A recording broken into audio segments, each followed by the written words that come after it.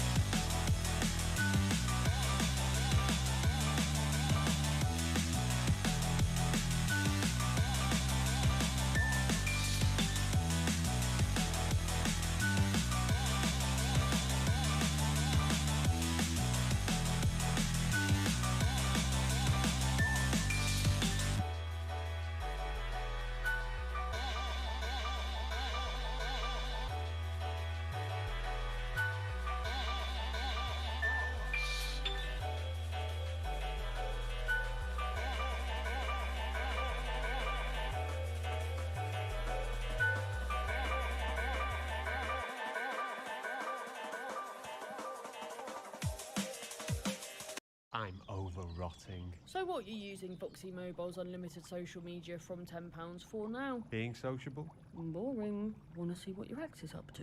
With unlimited social media, the fun never ends on Foxy Mobile. Selected social apps in UK, TNCs apply.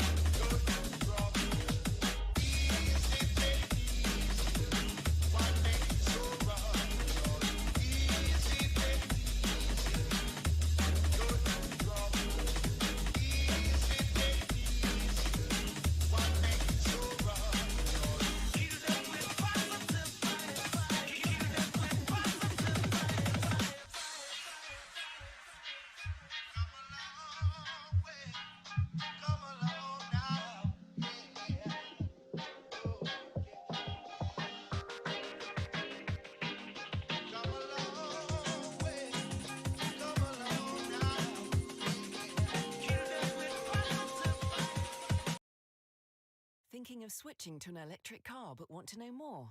Then it's time to discover EV with Kia. Get expert advice about living with an EV at a Kia dealership near you. From charging to the benefits of driving an electric car, we're here at Kia to guide you. Explore our award-winning electric range, including the Kia EV6, the Niro EV, and UK Car of the Year, the Kia EV9. To secure your appointment today, search Discover EV with Kia. Kia, movement that inspires.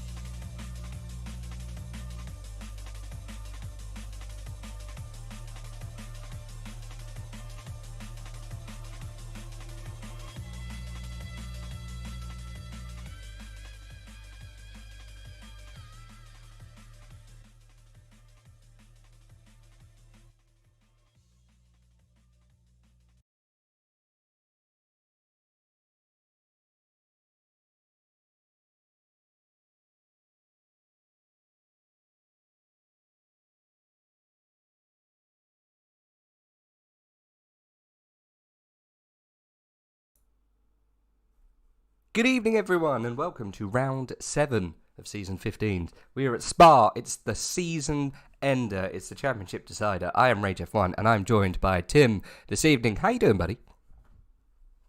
I am not too bad, sir. Good stuff. Not too bad.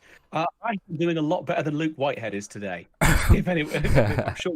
But yeah, how that man is alive, not entirely sure. Yeah, he's made of strong stuff. That if anyone doesn't know the the situation, Luke Whitehead competed in 505's official ACC 24 Hours of Nürburgring. I think it was yesterday, day before. He did it solo. Saturday and Sunday. Yeah, did it solo, completing the full 24-hour stint himself, and came third. The guy's a machine. He literally comes from Mars. But yeah, I don't know really how else to sum up that kind of performance. Absolutely ridiculous is probably the only words that come to mind, to be quite honest. But yes, I mean, we got another hour of more Luke Whitehead, I'm sure. He's the championship defender at the moment. He's the leader. I think he's 80 points clear. I don't think really he can lose this now, can he, to be fair? I think unless he has a really bad race, and obviously Aiden has a really good race. Looking at the practice server, we'll say that Aiden is currently second fastest out there, and in the practice server, Luke has not set a single lap. I mean, obviously, this is one of those circuits where a bit of practice is not necessarily needed. Everyone knows Spa. I think they probably know it better than they know their own route to the bathroom in their own house. But still, he's obviously trying not to do anything he doesn't need to do involving being on a car. Yeah, I was going to say he's probably just taking it easy, right? He's probably knackered and quite bored of this game by now. If after that superhuman effort yesterday, we'll see how it goes for Mr. Whitehead, guys. I will get the pit wall link in the chat. I think they've changed it now. You have to have a premium subscription to be able to get the video link now through Pitwall. But hey, if you wanted to have it up on your second monitor, I'm sure I will pin it to the top there so you guys can see the Pitwall bits and pieces. You can watch the race on there, but I think you have to be a premium subscription, whatever, now. And I think the race is just about to get under the way. Qualifying, anyway, sorry. It's just about to get underway. So we shall go over to the session. I was going to go through where we are standings-wise, Tim, but I think we've just jumped into qualifying. I will, at some point, just get that done, but let's see how these guys are starting off their opening lap. It's Spa, like you say. They know all the twists and turns. They know the Blanchiments, they know the Kemmel Straights from the Raidillon and Eau Rouge, don't they? It's no surprises. Yeah, this should be a minimum practice, just muscle memory kind of race for most of these drivers. Just a quick one, couple of people with qualifying bans. Yes.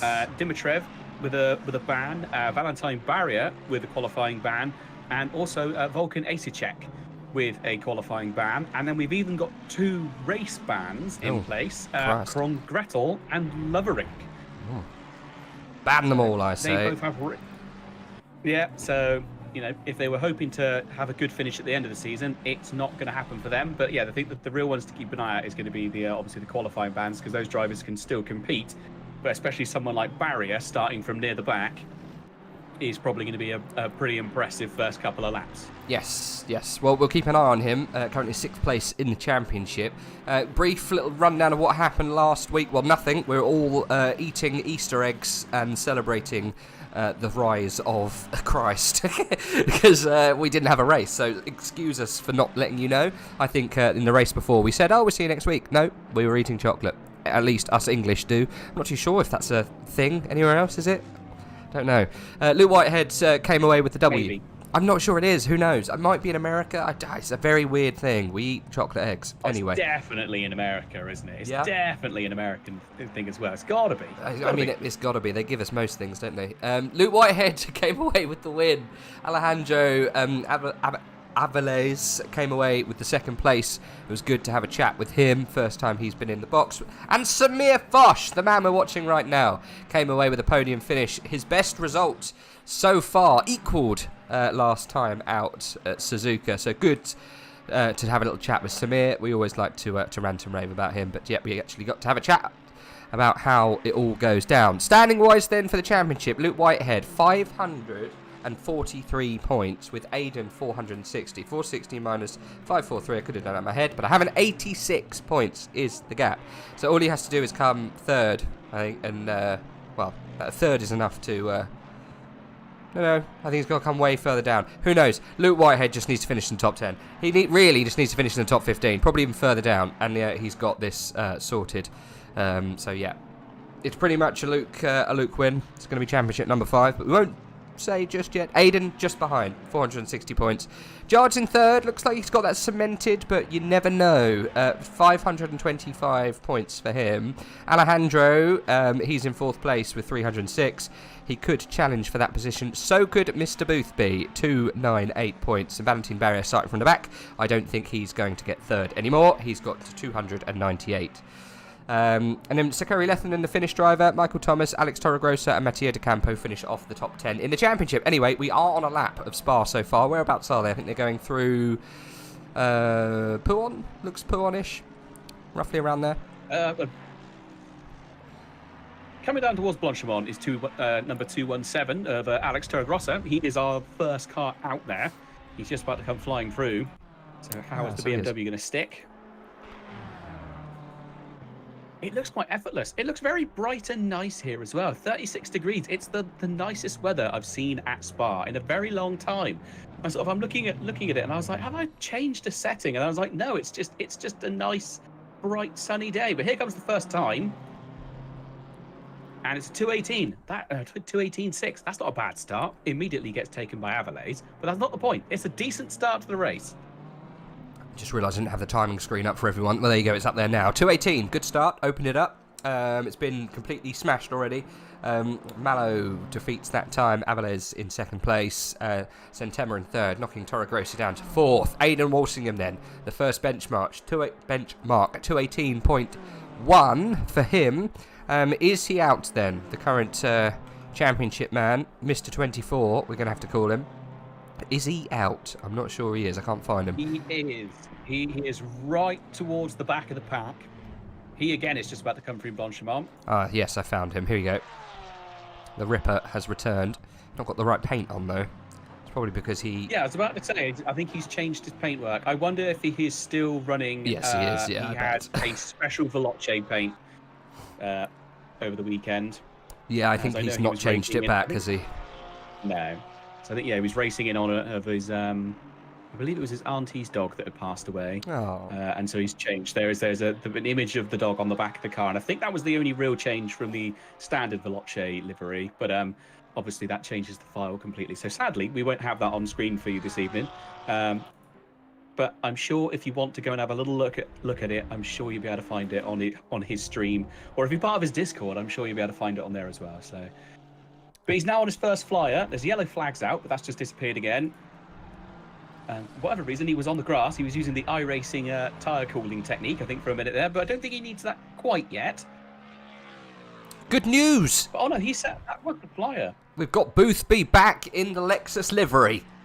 He disappeared for last week, but he's back again now, so you get to watch that, and your eyes can bleed some more as he makes his way through Pouon, down towards turn 13, 14 and 15. Campus section, I think it's called. Anyway, Boothby in 2nd place this afternoon. Good time, that. Good time. It's a 2:18.245. So yeah, good opening foray for the Lexus. You wouldn't have thought it's a very Lexus-y type track. I mean, there is 2 straights that's quite, quite good. He's on one now, so 16 through 17 into 18, Blanchimont, and then obviously the Kemmel. I guess from turns 2 all the way down to turn 7, it's kind of pretty straight. So half the track is a drag strip for Boothby today, but he has also then just been displaced by another another swathe of cars. Orsium getting into 17s, Avilés displacing I think a few people. Sentema, whereabouts is whatchamacallit, Luke Whitehead? Is he? Yes, he's been popped down to 10th place. He put in one flying lap, and then I think he had an incident because I suddenly saw his time. He was 2 seconds down on his time, and then he went back to the pits. So I wonder if maybe he's out there and he already knows the car doesn't feel quite right and he's having a bit of a tweak, or whether he's going to wait till a little bit later in the qualifying. It's quite a long lap here, though, isn't it? Over 2 minutes a lap. So you really do have to make sure you get out with plenty of time in advance. You don't want to leave it too late and then realise, oh, I'm only going to be able to do an out lap, especially because we know Luke likes to do a bit of a double lapper, doesn't he? He's not usually one out lap and then a flyer. It's usually 2 out laps and then an absolutely ridiculous flyer. He likes a double bubble, doesn't he? Get the heat into the tyres, but he might not necessarily need that with it being such a longer lap here. But yeah, you're right. Luke does like normally 2 on the trot before putting the time in on that second lap. Which driver's got a race ban? I think it was the Congret-Eel, wasn't it? Congretal. And I'm not too sure what the other one was. Loverink. Skylar Loverink is the other driver with a race ban. Is it Jean Alesi Sports? I think Skylar.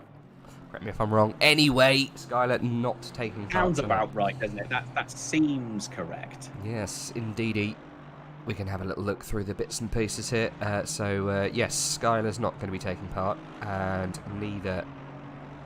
neither will the Congret-Eel. Unfortunately, Congretal not going to be driving this afternoon. But hey ho, we have got a good smaller field today. Jard's pulling the car over there. Not too sure what went wrong. Only 10th place for him so far. He's behind quite a few drivers that I would say he's normally a little bit quicker.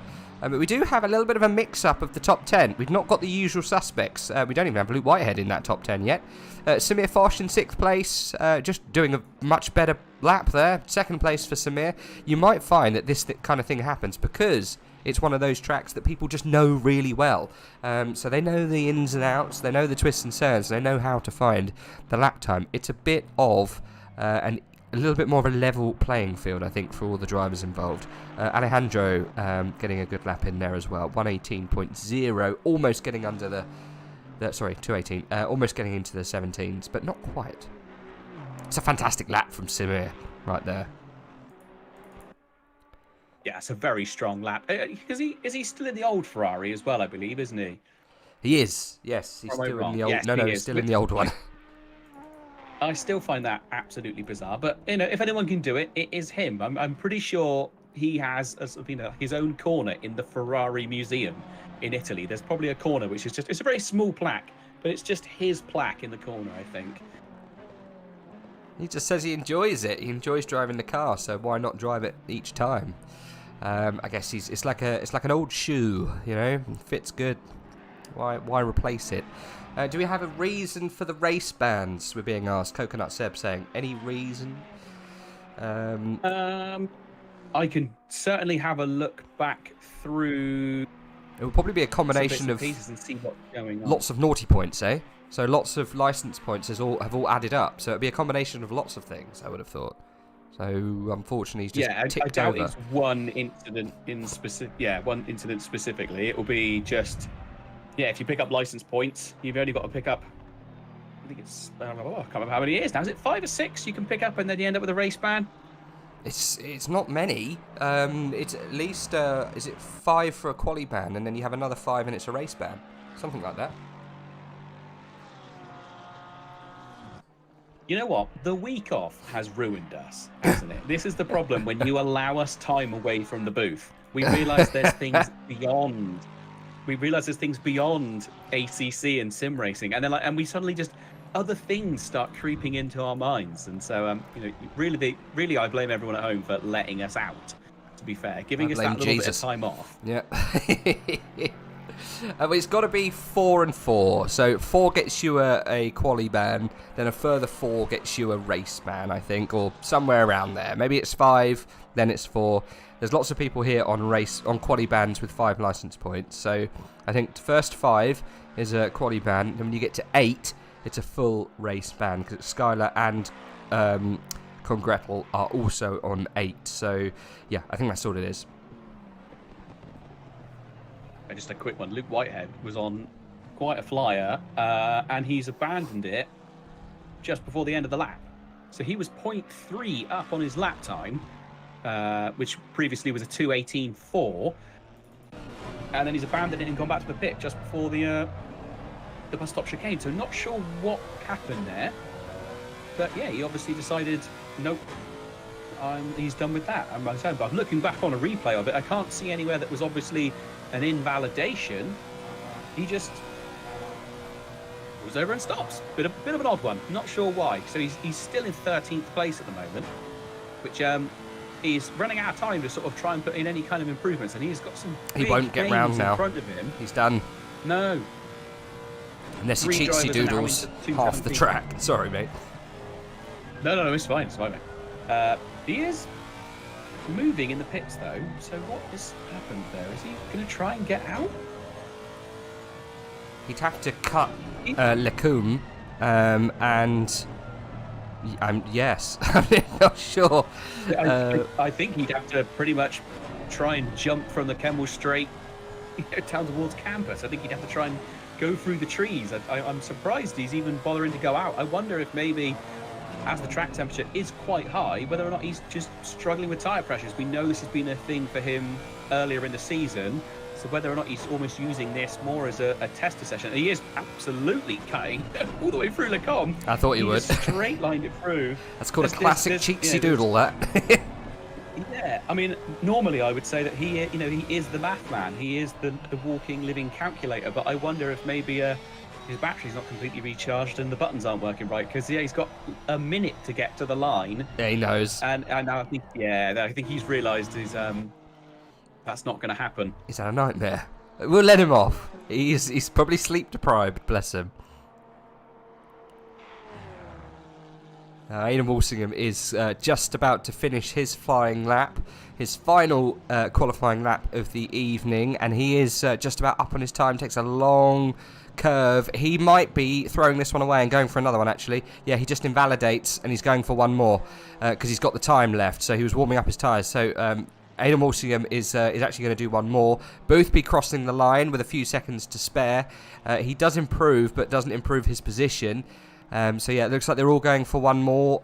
They've got a little bit more time left in the tank. Samir Foch is up a 10th, and he's going down, I think, whereabouts that's going through turn 10. I think. Yeah, it is. It's going through No Name now. So interesting. Aidan was the last one really across the line, I think. So we'll see what he can put down. Boothby, I think, might have just got across the line. Improvements are coming. Samir Foch is on the bubble here. He's almost 2/10 up. He's potentially looking at a pole position here. If Samir can just keep it together, we could see Samir come from a third place finish all the way to the front row of qualifying here in Spa. And that would be a fairy tale for him in that old school Ferrari. We'll stay with him. 2/10 up as well is Aidan Walsingham just ahead, so he's got to hope that Aidan has a bad journey round. I'm not sure he will. The Belgian countryside is doing everyone a favour today with the weather. There's no rain on the brow. I think we're all good. Samir Foch, he's lost himself a 10th. He's got to try and find it for Blanchimont. I'm not sure he's going to be able to. Down towards the chicane then. Aidan Walsingham got 2/10 on his time at the moment, so that's going to put him 3/10 ahead from Samir. Samir's found 3/10 through the final chicane. He's belting down towards the line. He's lost a 10th on the exit though. Crossing the line, he takes provisional pole. Samir Foch, what a story this would be if he can get a pole position here today. Where's Aidan? Coming down towards Blanchimont. He is flying at the moment. 3/10 up to him. We might see a change. It's going to be so close, isn't it? He's still 3 up, though, isn't he? He's on it. He's on it. Chris Warner's going to take a big jump up the standings as well. He's 0.3 up, down in 8th at the moment. Walsingham 0.5 up. The only thing I can think is, in the last couple of moments of the minutes of this qualifying, there you go. Aidan takes it. 17.3. What an absolutely cracking lap that was. Bang on. It's gone over the fast, and it was green at the beginning, wasn't it? So I think a lot of drivers at the end are being able to find big improvements.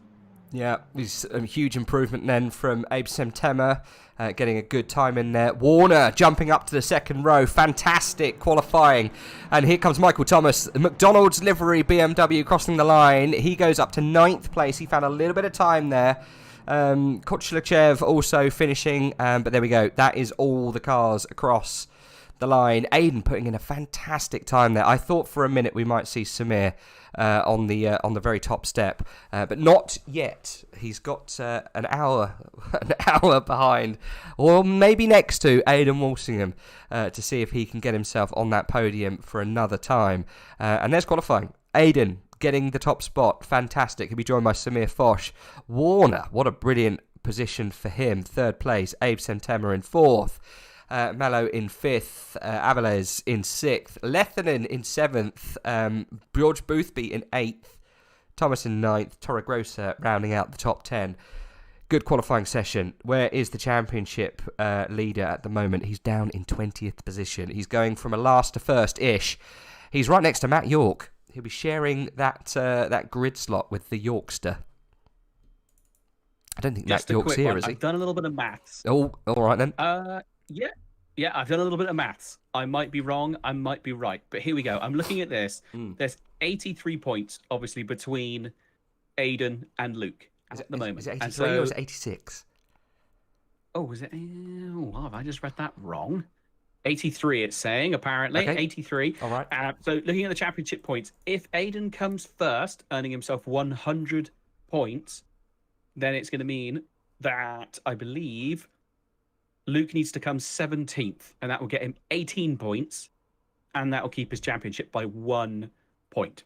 Oh, so he's got to come 17th. He's not leading. If it all finishes how it finishes, which it won't, Luke Whitehead won't be the champion, is what we're saying. Yeah, so at the moment, he has lost his championship. But if we know anything about Luke, it will be that he will pull something out of the bag and he'll make it work. Well, how he will pull it out of the bag, I don't know yet. But usually, he pulls something out of the bag, doesn't he? But he is the most on the back foot that he has ever been coming into one of these races. We've heard him be a little bit grizzly and tired from time to time. We've heard him being poorly. We've heard him have no practice whatsoever. But I think this is probably the biggest sort of self-inflicted BOP that he's ever had, really, isn't it? This is the hard one. Yeah, this is going to be difficult for him today. Look at the common factor here. All the Porsches outside, really, of the top 15. Not even that. Top 20, kind of. You take Tozzato out of the question. I don't think there's any other Porsches up in the spiky end of the grid. So the car could be really suffering around here. Yeah, it is. Look, the only other car, Porsche, is actually just above Luke Whitehead. Look, Tozzato, then Weidelich just in 23rd place, just behind.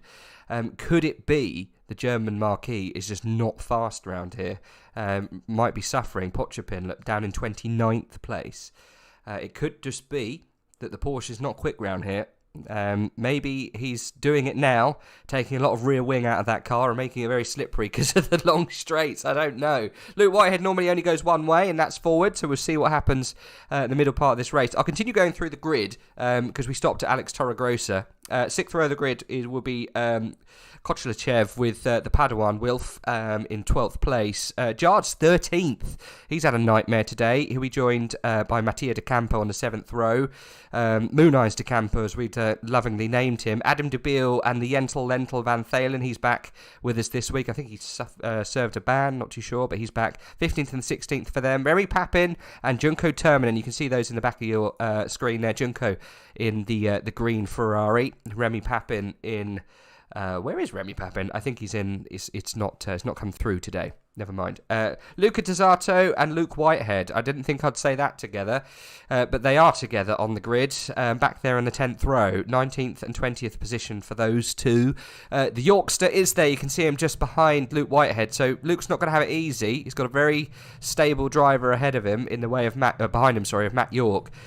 He's joined by Fabio Zerbin on the, I think that's the 11th row of the grid. Luca Weidelich and Traction Dave, 23rd and 24th each. Let's see if I can find them a little better. No, maybe I can't. Jacob Blizzard, the first SGSS car of the evening. I take that back. Wilf is in 12th. It's a second. He's in 25th place with Christus Podens in 26th. Josh Waring and Lucian in 27th and 28th. Pochopin and Prendergast, 29th and 30th. Amor and Valentin Barrier and Volkan Asiacek in 31st, 32nd and 33rd. Asiacek coming off the back I think, of a quali ban and a questionable overtake at Suzuki at the chicane hairpin thingy. Turn 11, I think it is. Went right up the inside of someone, and that was all that was said.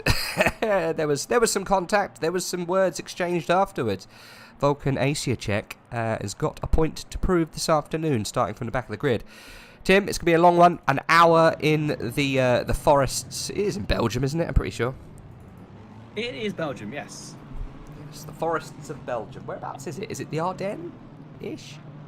Oh, I'm not entirely sure that. I know it's about 8.5 hours drive from my house if I were to do it. Okay, well it's good to know. If I had a normal vehicle that went over 55 miles an hour, but I don't. So for me, it's probably about 8.5 days on the back of an AA lorry, if I'm brutally honest. But yes, I know it's in Belgium. I think it takes basically the same amount of time to get across England as it does then to get across most of Europe, simply because their roads are nice and ours are absolute turd. But never mind, we'll move on from that one. I'll keep that opinion to myself. I think the main issue is going to be for Luke this time round is the traffic around him. He's, especially this is one of those circuits where you have to hammer it into them in the pre-race. Pre-race chat, you have to sort of say to everyone, please take it steady through turns 1 and 2. Obviously the start line and finish line is different here. You actually start on the old endurance straight, which is after turn 1 technically, and so you're immediately flying up the hill towards Eau Rouge and yes, and then into Radion as well, and it's always a bit messy simply because no one ever brakes early enough. Because everyone concertinas up. So that's going to be his biggest thing is staying out of trouble, but also being able to hold on to everybody. That's going to be the thing. I think, if he can keep it clean for the first couple of laps, then we could see Luke Whitehead do Luke Whitehead things and fly forwards. But it's really going to be dependent on everyone else around him, I think. Yeah. We'll have to wait and see. If anyone can do it, it's Luke.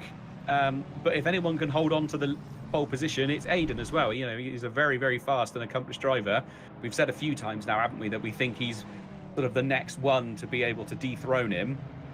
So we'll have to see what he's doing. And he's doing it in the Honda as well. He is. I get Schumacher and Hakkinen vibes from these two.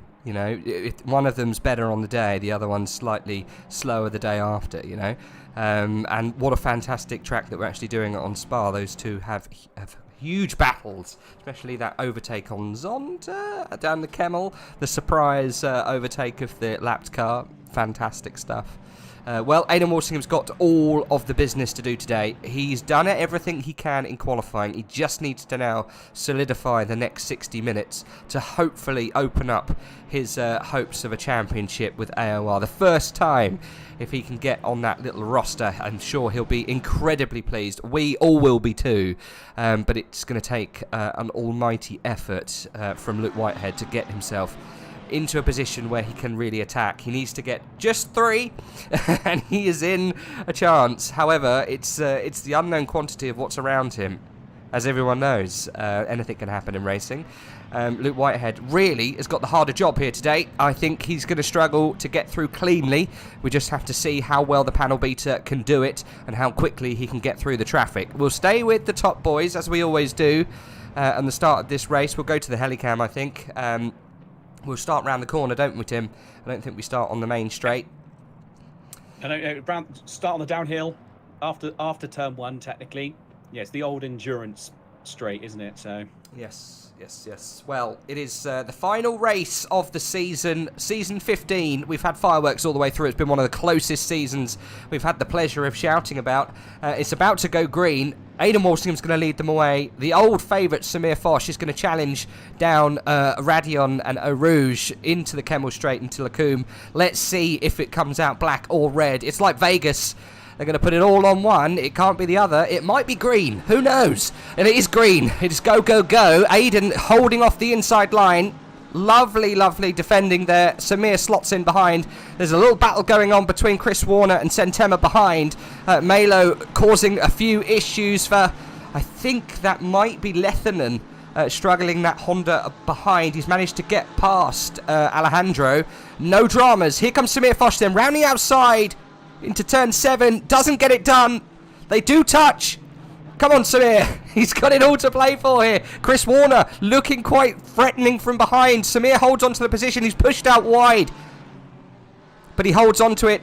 Aidan Walsingham threatening for the inside line and holds on to position. Samir Foch, though, he hasn't given an inch, and he's still there. He's going to have the line into No Name. He might take the lead here. It's going to go wide onto the rumble, and it's going to be a fight to poo on. How are we getting behind, Tim? Have we still got any dramas going on? As Chris Warner wants a little fight into this. Sorry, it's a three-way tussle for the lead, and it looks like Samir Foch is going to have to give in, and he has given in, and he's given away some pace and some time as they go sideways through poo on. 1, 2, 3 then. Walsingham, Warner, Foch, Centema's knocking on the door.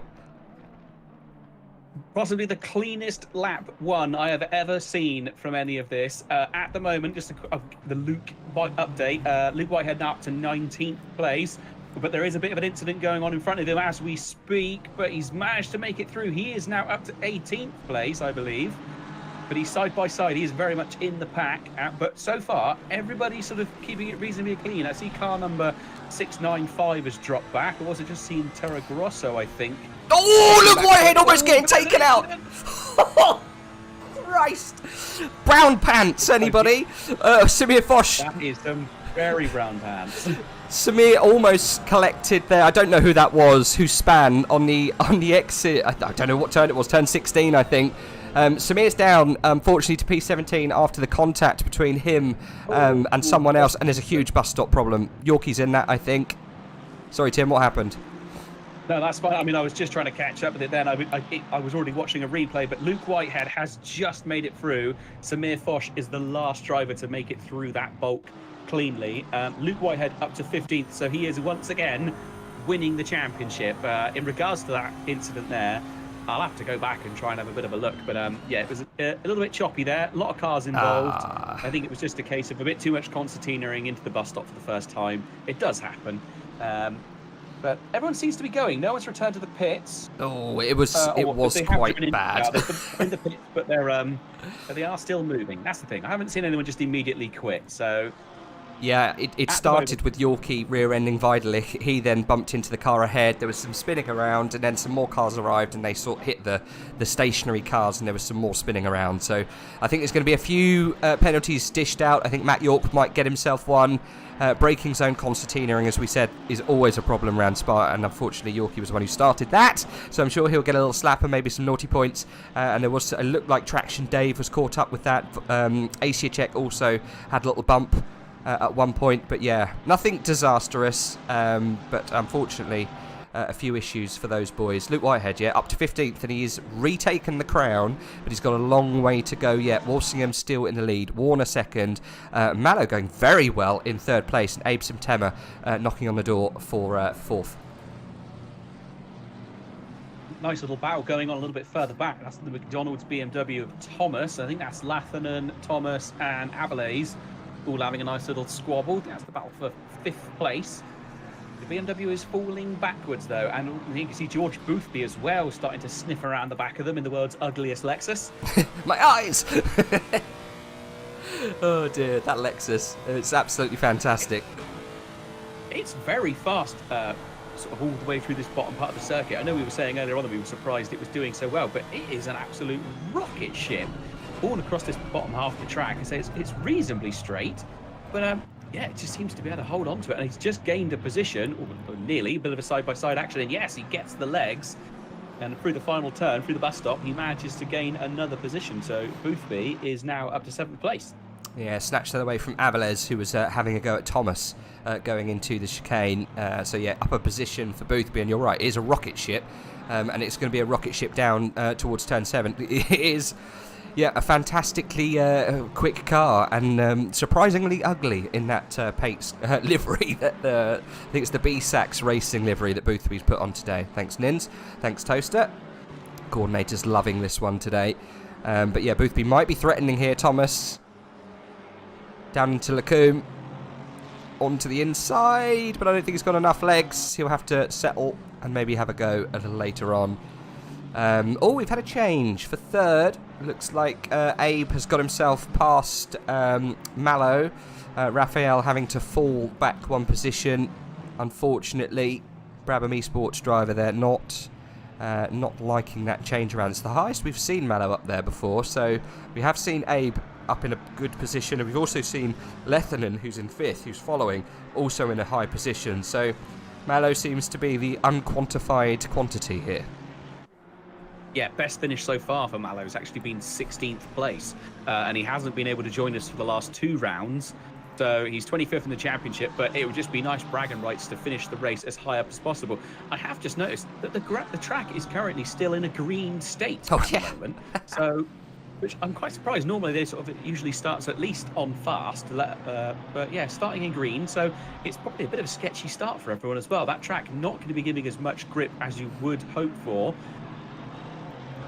I was going to Whitehead update. He's still alive. He is still going. He appears to be going reasonably quickly as he comes around the bottom half of the circuit. At this point, everyone's spread out enough that it's either going to be an absolute freak accident or it's his race to lose. Really, at the moment, it's his championship to lose. I think the fatigue might set in a little bit towards the end of the race, possibly, as his muscles had an absolute ridiculous workout over the last 24 hours. So. God, he nearly gets taken out then, actually, by Torregrossa going very deep into the chicane. He did avoid it, and he aimed away to the left-hand side and avoided everyone, but Torregrossa's just dropped back 2 places. But that was a bit close. I think if Luke was looking in his mirrors, he would have panicked, and in fact, Luke is now going for 13th place, and does get it done. He's going round. He's going to be possibly side-by-side with Papin. No, Papin slots in behind him, so we'll have to see how that all goes up through Rouge. It's going to be very close. Always that thing when you're overtaking or battling with Luke, you are aware that there is a rather large pack of people usually watching him on his stream as well. It's the Jards factor, isn't it, as well, when you're racing someone with a huge following and a large amount of people. It's the bump draft there from Remy Papin down into turn 7. Making it nice and easy, but not too easy. I thought that Aston might have the legs down the Kemmel, but it didn't. Luke just driving strong, driving hard. He now has to, however, take on Moon Eyes, and then after Moon Eyes, he's at Jards. So he's got some real tough battles coming up. Not that Remy Papin's any slouch, but he's got some slightly bigger names, some slightly more recognisable names coming up, and interesting for those who want to watch, who are watching those other streams. You'll be able to get up a really interesting part of this race now. Luke Whitehead then coming onto the back of Jardier for position. He's got to get past Moon Eyes de Campo first, who's in a very fast car. But Aiden's still leading. Warner 2nd place. Abe Sentema in 3rd. Mallow still holding on to the back of him. And then it's Boothby and Thomas. So it looks like Boothby has got himself past Thomas for 5th place. Yeah, where is Thomas? Thomas is... we've got Sakari Lethinen who's left. That's why Sakari Lethinen is out of the car. No more from him. It's he's holding up the timing screen, you see. Michael Thomas is behind Boothby, though. Sorry. It gets a bit confusing, doesn't it? We have 2 separate timing screens that we work off, and one of them doesn't really get rid of them for a little while, does it? It always ends up just...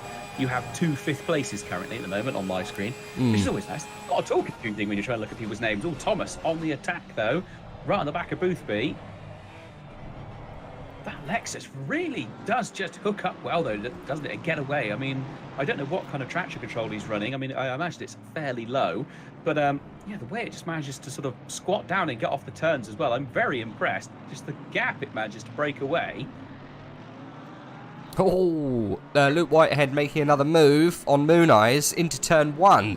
Fantastic move from him there. He does it quite easily. Down towards Radion and Eau Rouge. De Campo slots in behind, doesn't want any of this heat today. He's going to maybe try and get him down into Lacombe. He's going to stick to the back. I imagine the Mercedes should have it. It should have the legs, you'd imagine, but it doesn't look like it's closing up yet, does it? No, I reckon that Luke's he's trimmed out that car, hasn't he? He's running next to no wing. So he keeps his legs down the straight, I reckon, and he's got the skill to be able to deal with it in the turns. As you can see, opposite lock as he goes through turn 9. Yeah, I think Luke's just really had a little play around with the aero on that car. As Avilés and I think that's the Padawan, I can't see it who's ahead. It might be Wilf Padawan and Jentel van Thalen fighting ahead. It looks like Aviles's car, though. Is he out of position? It is Aviles. He's fighting. I don't even know at this stage. It keeps changing all over the place. I think it's Padawan. Who is there? We've got... So Thomas Aviles running in not... Oh, yeah, I don't know what's going on with the timing boards there, because it's saying he's in 9th, but he definitely isn't. And as well, we've got glitched names on top of drivers' cars for some reason. I don't know why. There we go. It's starting to change around a little bit now. Wilf Padawan's name is above his car, even though I don't have names turned on. Not too sure what's going on there. Michael Thomas has got his name above his car, and I don't have names turned on. So I'm not too sure what's going on. We're having some crazy activities here. I don't know what's happened. Don't know why the names have really randomly come on. Hey, shotgun! Did you get the shotgun? I didn't. I think that must be a U-end issue, I think. So we'll keep an eye on that, shall we? See how that continues to go. Oh, now we've got to the end of that lap. All of the names have then disappeared. I think ACC just had a little wobble. But we're back on track. Talking of wobbles, Aidan Walsingham's being caught by Chris Warner here. 7/10 is the gap to the lead. We'll keep an eye on this because he's not really pulling away. Sorry, Luke Whitehead, he's having a bit of a rub and a bump with Aviles and Jards. He's now squashed in between the two of them. Oh! They all break free a little bit. How on earth they all made it through there, I'm not entirely sure. I thought Luke Whitehead was going to clash with the wall, but he didn't. There was a bit of bumping between all the Aston Martins and Luke then. You would think, sort of being quite close and all sort of friendly with each other, they might have been a bit easy on each other then, but they were not. And now we can see Samir Foch and Mooneyes all joining into the battle as well. Side by side. Jards was the real winner in all of that. He managed to cruise on through, but Foch versus Mooneyes still going on. Foch has had some great door-to-door racing this session. He's been side by side with Mooneyes for a few corners, and he's still going side by side. We're on board with Luke Whitehead at the moment. He has slotted in behind now. Luke taking just unimaginable risks this session. I love it. Fantastic scenes going up Radion and Eau Rouge, just absolutely sending it. All losing the downforce because they're following each other. Just scrambling for position and managing to make his way through without touching a car. That's all it takes. If he just has an instant going up Eau Rouge, that's it, championship's over. Well, I know there was even a question that he might not have shown up this evening, sort of, keeping a bit of an eye on him, as just before, in sort of the hours leading up to it. I think it was earlier on, he did even ask the question of, do you think I should show up and race, as I could win the championship? And it was very much a case of everybody said yes. So whether or not it was, kind of a bit of a, what do they call those questions? I can't think of the name, where it already has an answer. Anyway, it was one of those questions that was already previously answered. Yeah. But yes. Oh, Samir Foch is going to try and go around the outside of Mooneyes into the bus stop. He's side by side. I think he's done it under brakes. They're going to be a little bit close, bit of a rub. But down towards turn 1, he should have it. He's going to be just enough in front, I think, to shut the door. He's giving room to Mooneyes, but no, there we go. Mooneyes has to slip in behind him. And now Zerbin's close right up at the back of them as well. So this is becoming a three-way battle. Well, interesting news. Toro Grosso is the first of the pissers. So that would be very fascinating to see what happens. And this is the unknown quantity that we said that could throw up a few question marks. Whitehead versus Jardier. I'm not too sure how he's going to, or where he's going to attempt the overtake with Jards. And it's here, down the Kemmel. And Jards must have had that awful drive because he just passes him with no problem whatsoever up the inside. Whether he planned that with him, I don't know, but it almost looked orchestrated. Didn't fight at all. It's almost like Jards let off. He said, look, there's no point getting involved in Luke Whitehead's race here. He's racing for championship here, and I'm not. He's flashing him, look. I think that might have been a go on, mate. You might as well go through situation. I'm not fighting you. Not seen that from Jards before. No, I think I know from what I saw of Luke's 24-hour race that I did see that I think it was George Boothby and Jards. They were cheering him on towards the end. They were, sort of trying to get him across the line as he was there holding his head in his hands, along the straights and basically falling asleep every 30 seconds. So I think it might be a case of they're just maybe, sort of letting him go forward. They don't want to cause it. They're probably cheering him on. It's essentially, it doesn't make any difference to Jard's championship. Maybe they're just thinking, well, he's already in a winning position. Let's just let him through. They're sort of giving him that helping hand. I bet they've been teammates in previous seasons. I think They are teammates at the moment, aren't they? They're part of the Veloce sort of camp, aren't they? Yeah, because you've got the Veloce Vexed, which is Whitehead and Walsingham.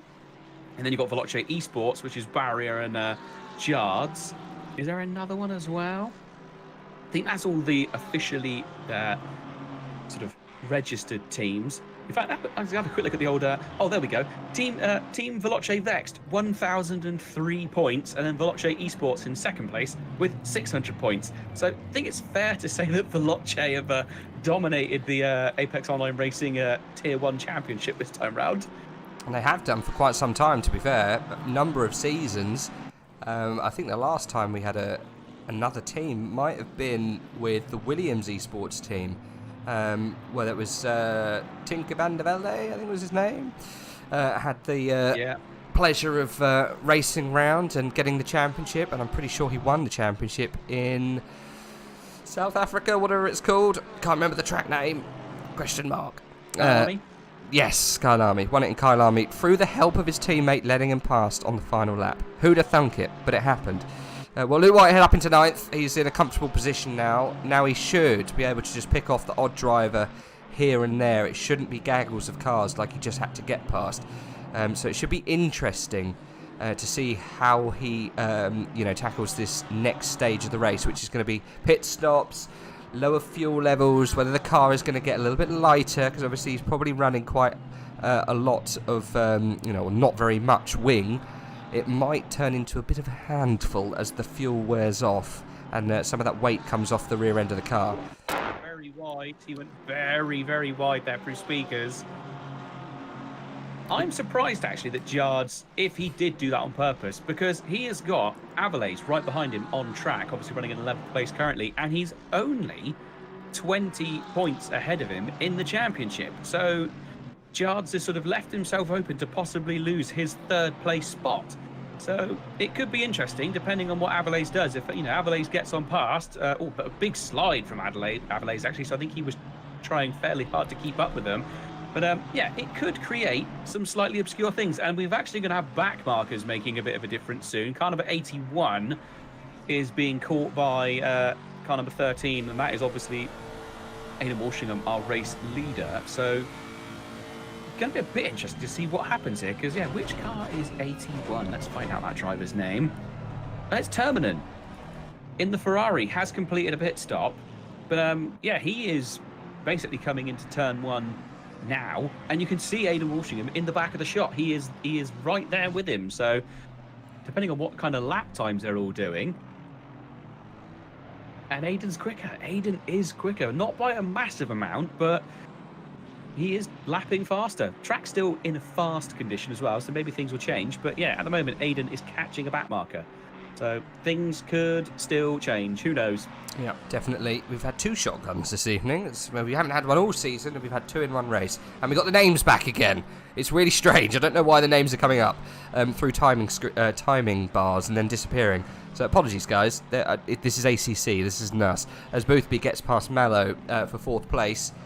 Down into turn 7. Good stuff from him. And he's then off towards Abe Santema for a podium finish.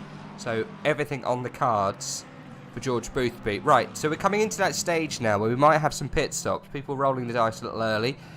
Might get themselves into some clear air if they want to maybe move up a little bit, but obviously suffer on the tyre later. You could always give it a go. Obviously the car's lighter later. It might not be such a problem, but we have to see. No one, well, there you go, I say no one doing it, but obviously we've got a few that have. I think the furthest down is Torregrossa, P26. And Moore's done it, so's Terminen, as you said earlier, but I think they're that little bit further down. But now's the magic hour, if you will. I was just noticing as well, it's now been just over 20 minutes of racing, and there hasn't been a single incident report yet, which very surprised at seeing. Normally we would have seen at least one by now, but no, nothing has come through yet. Thank you very much, Cryptic. I gave it an on and off, but they come back again, you see. So, not too sure why they're staying on, but they are. We'll leave it, mate. I don't know. But they are coming on for no reason whatsoever. I'm not pressing V over and over again, but when they go past a certain... Maybe it's this camera angle. We'll change. They seem to all be on all the time. There we go. They're off now. We'll see if that stays for any length of time. Jards is trying... He's staying on the back of Luke Whitehead. As soon as Luke was able to get past that pack, he's really not been able to run away. Samir Foch has done Samir Foch things, and he's come in for an early pit stop. I could have probably put money on the fact that he was going to do that. So he is the yardstick. The man inside, roughly the top 10, has pulled the car into the pits. An extraordinarily long pit stop, this one. So we'll see where he comes out. I'm sure it'll probably be just above Terminen, but we'll see. Aidan Walsingham has managed to get a little bit of time on Warner now, and this is really the closest battle I think we've got on track at the moment. Mallow is close to Boothby, but I think he's dropping back because Boothby just overtook him. So we'll stay here, see how it's going, but it is at that time of the race where I think it's all kind of coming together on actual pace. But Luke Whitehead's not pulling away here, is he? He's not exactly running away.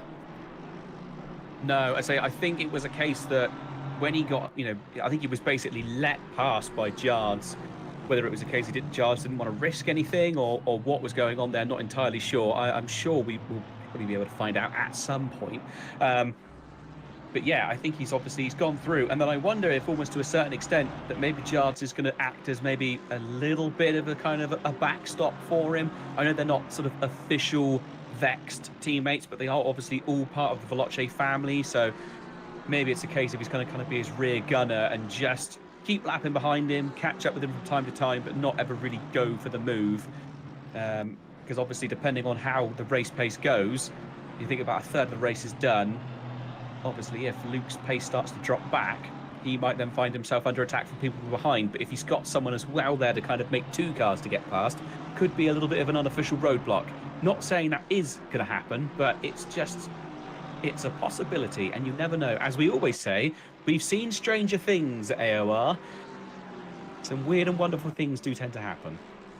They definitely do, and I'm sure we're going to see some more weird and wonderful things before the end of this hour's race. I want to see some action going on with these boys, Luke Whitehead involved, because, it was hold on to your cheeks kind of stuff. Anyone in the pits yet? No, they all go round one more time. They're not going to pull it in just yet. Moon Eyes follows through. Matt York in the background there, not pulling it in either. Zerbin either. No one coming in from the top 10. There goes Luca Vidalik. Yep, he is, sorry. Samir Foch, where was he? Oh, he is fighting with Torregrossa. Like a rabid dog. There you go. They do rub, and unfortunately Torregrossa gets a little knock on the door from Samir. So that must have been a fun little exit of the pits for Samir Foch. So these two boys, Samir and Torregrossa, are really the first of the pitters and the faster boys after they've pulled in for fresh tyres. But yes, Luca Vidalik is the only other person we saw come in. So it's about now. Who's going to come in this lap then? It's normally the leaders push it on a little bit further. I always wondered why. Do you reckon it's because they've got the fresh air ahead? They don't want to ruin that fresh air, and by coming in and maybe getting overtaken or getting put into a pack that could slow them down. I guess track position's key. Yeah, I usually do think that. I think it's a case of, the clean air. You're not having to worry about getting stuck behind anyone. You're not involved in anyone else's battles. So essentially, you're just hot lapping at that point, aren't you? I think it is always a risk pitting earlier and then coming out in a bit of an odd spot. But, the tracks, everyone's still reasonably bunched up. So you would think that you would end up coming out in reasonably clean air. But who knows? Who knows? Little battle going on further back. Zerbin versus Matt York. They did overlap for a very brief moment of time, but then they sort of dropped back off again. I think it was up towards Lecombe that they were very much overlapping, but it is looking like Matt York is definitely on the attack in that glorious York Sport Bentley. It's so good to see Matt York back in a Bentley. It is fantastic. It does suit him. Again, it's like the old shoe situation, like Samir and the Ferrari. It's good to see Matt in the Bentley. It's the only Bentley in the field, isn't it, as well? So It brings good vibes all round. I'm not too sure how it drives now. It's probably been bopped to buggery. It used to be a very nice, stable car, but I'm not too sure. I've not driven it in a long time. But yeah, Matt York seems to get on quite well as he goes to try and get past Zerbin. A little bit of a switchback. Oh, they're both coming into the pit stop. That was a little bit falling over each other there. I don't think they were really thinking they're both going to do that. But yeah, Zerbin and Yorkie coming in. I think Matt might have thought, well, I'm going to come in with you. I'm not going to get caught out here. Barrier jumping into the pit after them. Asiacek coming too, as well as Pochopin. All getting it done. Let's see how this works out with the like of Samir and Torregrossa, who pulled it in earlier, as all of the others around him go for one more, as Boothby getting quite close to Abe Sentema here.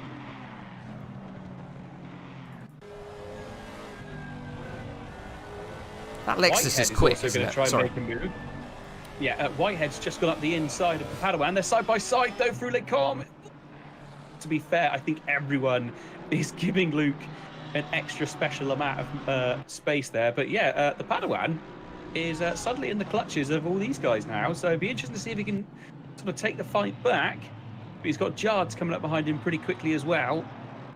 But it was very, very close. I thought that was going to be the undoing of Luke for a moment then. It was side by side through Lecom. And yeah, a bit of a risky place to try and do it. Quick one, our first inquiry has come in, but it's quite a boring one because the stewards take no further action. So that was between car number 65 and 907 on lap 1. So that obviously was fairly minor because normally they bring out the banhammer for lap 1. They are the vengeful gods when it comes to any kind of lap 1 incident. So that obviously was reported, but not really worried about. No, it would be interesting to see what happens with the Samir Foch incident. I'm not too sure who. I think it might have been with Mallow. We'll have to see what happens with that, because that will deserve a bit of a look into, because Samir got unfortunately dumped back down to 17th place after that incident on lap 1, so I'm sure that's probably being looked at quite eagerly. Luke Whitehead, now since he's been released past the Padawan, he's off, isn't he? He's absolutely flying up to the back of the Lentil. He might pull it in here for the pit stop. Nope. Goes very, very strong on the inside as Yentl the Lentil pulls it in. So has Thomas, Van Thalen, Mallow all come in. Abe Sentema's come in. Boothby's been released. And obviously now Luke Whitehead obviously being released too. He's up into 5th place. He's going to be 4th place, isn't he, after all this? There's a last to first fight here by the looks of things.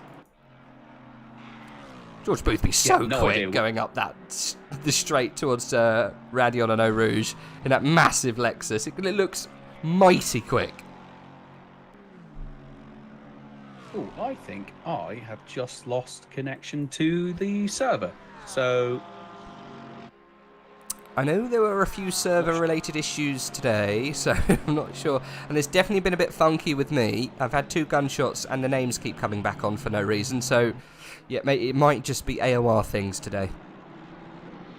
Yes, so apologies. I might be a little bit quiet for a moment, as don't have anything to look at for just 2 minutes. Okay. So apologies about that one. Rage, you are on your own for a moment. We'll say that the blinds have accidentally fallen down on my side of the comms booth.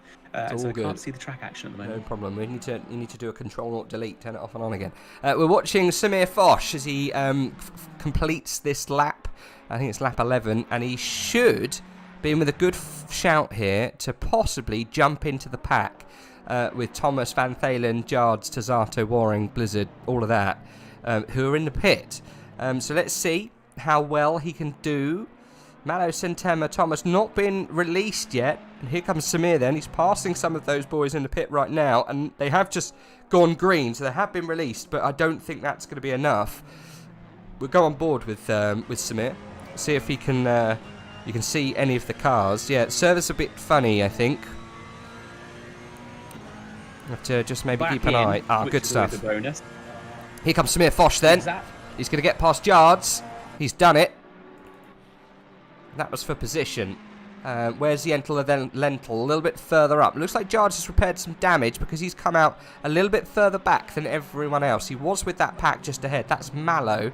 Van Thalen and Sentema all coming out of the pit, I think. No, it's Michael Thomas as well is in there.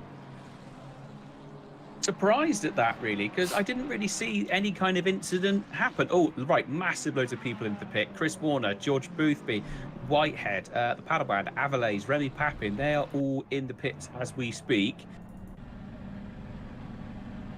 It is always amazing. It gets around this halfway point in the race, and suddenly the track just goes empty as everyone dives in, sort of slap bang in the middle, so they have nice fresh tyres for the second half of the race. Well, the only person that hasn't come in and pulled the trigger is the current leader. Aidan Walsingham is the only man out on track at the moment who has not pitted. Everyone else has stuck to bang on halfway through this race, apart from Aidan, who's trying to push out his advantage. I guess the reason why they do it, right, you got free air. You might as well use that free air advantage because it's going to long out your tyre stint. So when you come out, you have the fresher tyre for longer to be able to go faster in the second stint, and also having the advantage of being able to go faster on the older tyre in the first stint because you've got no one in front of you. So that must be why they push it long and long and long. Anyway, Aidan's still out there. That's what I was trying to get to. I think he's going to come in this lap, though, because he has now caught up with the Ferrari in front of him, although the blue-flagged Ferrari has dived out the way and let him through. Which Ferrari was that? That was Terminen, I believe. Yeah, and then there was someone in front of him as well. Amor as well is the next car that's going to come up in front of him. I think he will be in. He'll know everyone else is in, apart from him and Moon Eyes. So I think the writing's on the wall with that. So I wouldn't be surprised to see Aidan pull it in. I think Boothby's been released. He's going up the hill now. Let's see what happens here. Who else is around? There goes Abe Sentema versus Boothby on the pit exit. Sentema round the outside. There's not going to be much of a fight there. Anyone else? I think that is all good. Terminen coming up to the back of Luke Whitehead. Not sure if he's going to have the pace to be able to threaten there. Oh, right, the big one. The big one is here. Go for it. So, let's make sure I can get all of it. It's so big, it's taking up a lot of my screen. Incident. That's something you don't say very often. Sorry, carry on. Incident involving car number 29, 65, 67, 69, 81, 840, and 907 on lap 1. 25 seconds and 4 license points for the plus another license point for being a lap 1 incident, and that goes to car number 65 of Matt York, responsible for causing a significant lap 1 incident involving several cars. And I can breathe now. So 25 seconds, not the biggest penalty in the world, but all those license points, that's a huge amount of license points to pick up in one race. That's 5 in one race. And I'm pretty sure you carry those points into your next season. So that means opening round next time, first time, he isn't going to be able to qualify straight away. He won't be able to qualify. Which, obviously not the start of the season you're going to want at all. But yeah, bit of a kick in the teeth, but that is what happens. It's one of those things, you've got to be careful. They were all warned in the driver's briefing that you might have to brake earlier than you think. And yeah, so if you make a little mistake, sometimes you've got to be punished for it, I'm afraid. Yes, unfortunately. That was for that incident we rewound and watched. Yeah, Yorkie getting absolutely set upon by the Wolves, unfortunately, for that little whoopsie. Many naughty points for him. Well, interesting part of the lap then. Here comes Chris Warner. He's going down the straight towards Radion and Eau Rouge. Aidan Walsingham's been released. Warner was catching him. I think he will hold on to it, though. I think that was Walsingham just rounding the corner at the top. We saw just a second ago. He should be, he's just going through the first corner onto the Kemmel now. So, yeah, good little bit of space Aidan's managed to hold on to. It's about 5 seconds as he goes through turn 7 into Lacombe. We'll get the gap in a second. It's 3.2. That's nice enough. He's going to have the faster tyre now. He should be able to open up that gap and command that lead. So, yeah, Aidan Walsingham, top marks. He's delivered a fantastic strategy this afternoon. And he's put it all to pen to paper, really. You can't really fault him for how well he's done. He's driven all he needs to drive to win the championship, but unfortunately he's got Luke Whitehead, the absolute master of the 24 hours of the Nürburgring, last weekend. 3rd place for him. He wants 1st place today, though. especially in the championship, and he's got it at the moment. P9, he's got Samir Foch to take ahead of him, who's currently fastest man on track. Weirdly, car number... What happened here? Oh, we had a yellow flag out. I'm just trying to see what happened. This is for car number 695.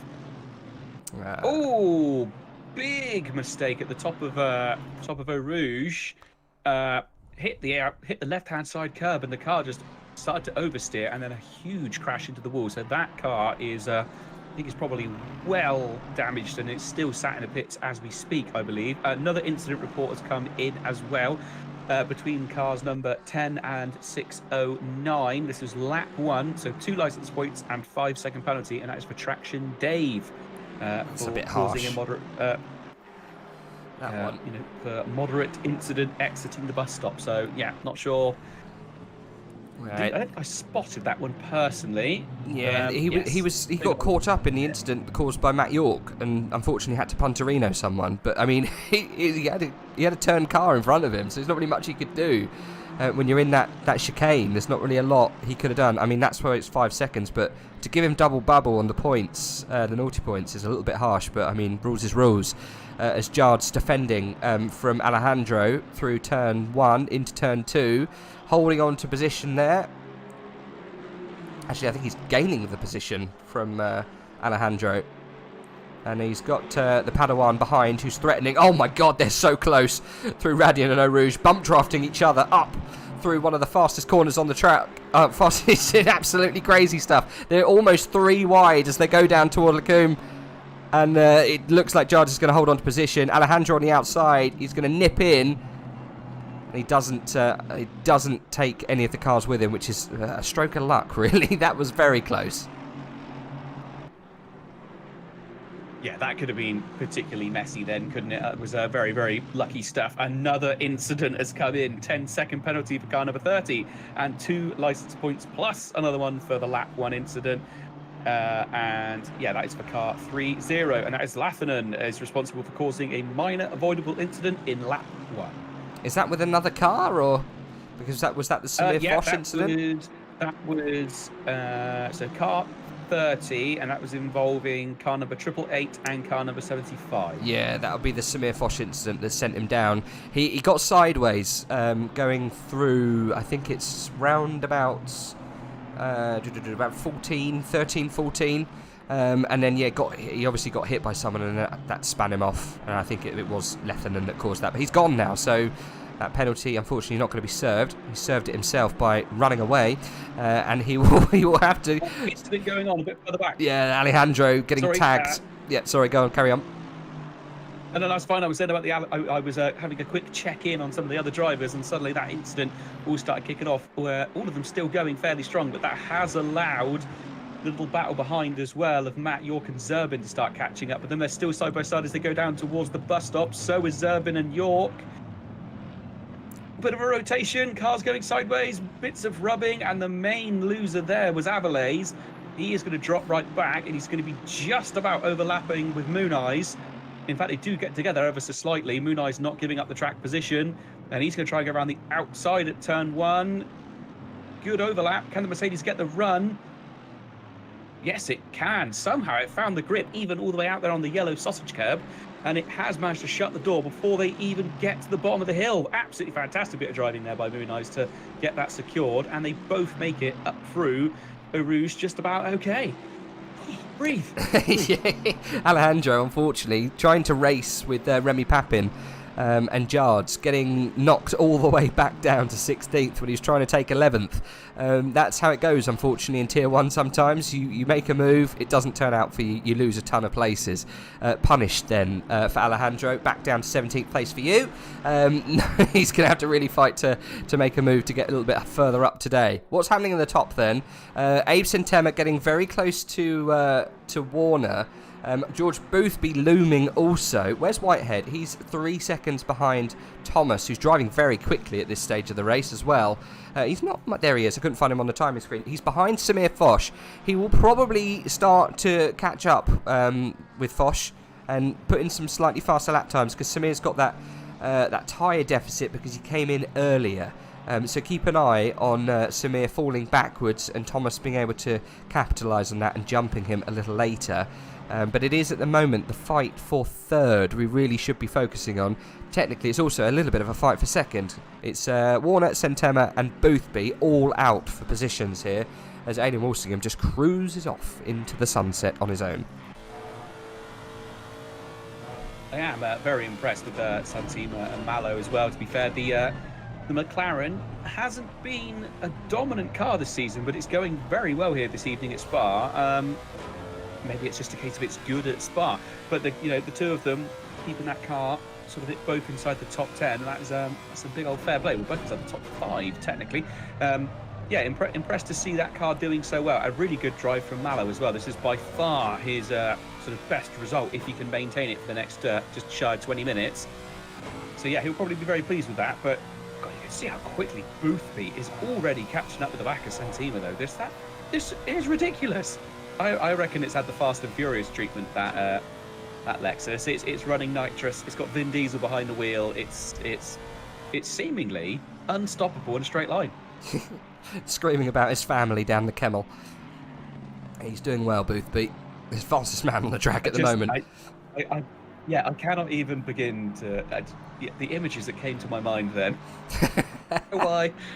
There we go. But yeah, it's this little battle for third place really is closing up quite significantly. Well, second place, as you said, it is closing up. Matt York... there's a bit of a shuffle in the list there, but Matt York still... I feel like he suddenly shot forward, or something happened further back. Yeah, I think it might be what's going on with Alejandro. Anyway, he's just taken Zurban for a ride through the first couple of corners. He's got himself a position. I'm not too sure why. He was in 17th, but now he's in 18th, and then he's back up to 17th again. Alejandro's having a nightmare. Anyway, he got the position on Zurban, the visceral driver, and now he's going to go up to try and get Moon Eyes, who's been quite stable today, so it might be a little bit of a tricky one to get past Ocampo, but we'll see how that plays out later. Thomas still looking quite threatening on Samir. Has not quite got into that kind of threatening area that we want him to be. But Boothby definitely is on 8th September. He's really close now. Inside of 3/10 as we go down towards Blanchimont. We're going to probably see maybe a slight move on the brakes into the chicane. If not, I think we might see something down the Kemmel Straight. But yeah, he's lining him up here. He's going to go for a little dummy on the outside. Switch it to the inside. No, he's going to stay true. Not a lot of pace in the brakes there. I think he's going to have to maybe try it for another part of the track. But he's so quick. He's able just to stay with these cars quite easily, isn't he? And then obviously the overspeed of this Lexus seems to be very, very powerful. Yeah, obviously this circuit, Spa-Francorchamps, is just working nicely for him. Bit of a slow exit from turn 1, I'd say, though. Not quite the run that perhaps he would have wanted, but he is still very much pushing. This might be a case if he can catch him at the top.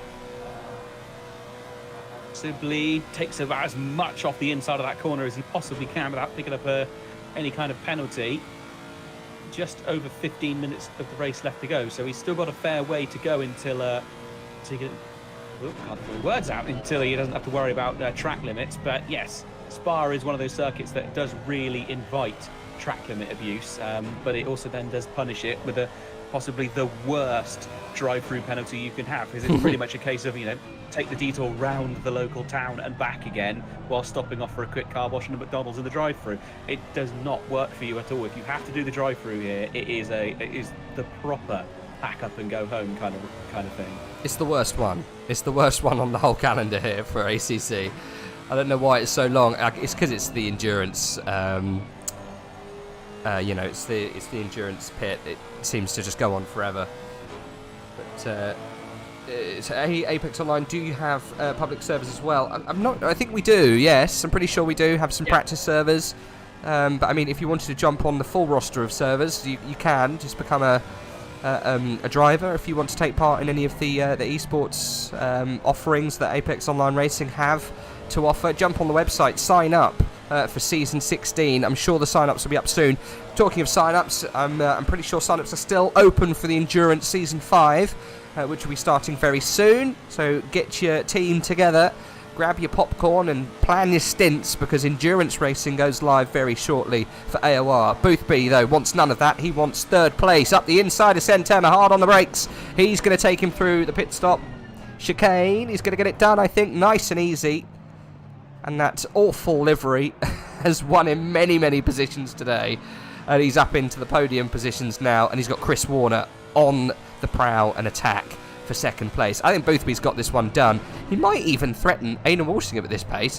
What's Aidan doing? Let's have a little look. Aidan's last was a 1:17.3, obviously clean air. Boothby's stuck in 17.7s at the moment. When he gets past Warner, it's going to be interesting. But there's only 14 minutes to go, so let's not shout about it too much, but you never know. I just thought I'd do a little bit of digging for the old Season 5 AOR Endurance Championship.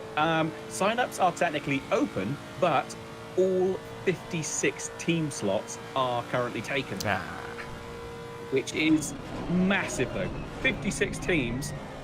I'm having a little look through the names of them, and yeah, there's some fantastic names that I don't think I've seen before, and then there are some really big names that we've seen before.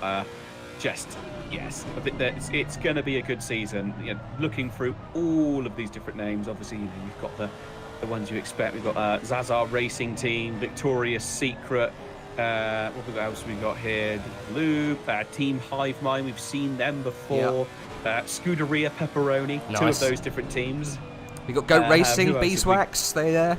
Yeah, a couple of Beeswaxes. The Raging Alcoholics as well. Love They're it. back as well. God, who else have we? So many names. 2 separate cars for the Indian racing community, which that is fantastic to see. Who else have we got in here? Yeah, there's Goat Racing Nice. with their car smooth as butter, as Love you it. do. Fuzzy Llamas, we've seen them a fair few times. Celtic Bromance. Oh, Brilliant.